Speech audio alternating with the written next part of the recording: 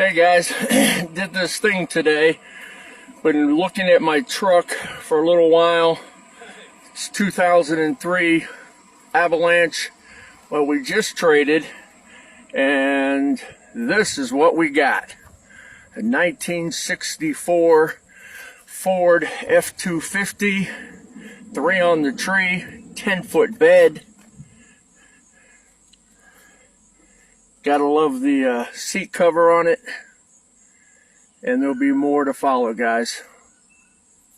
Real excited about this project. Gonna see what happens, and we'll go from there.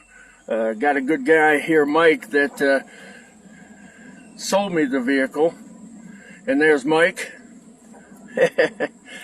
I appreciate it, and say goodbye to my truck.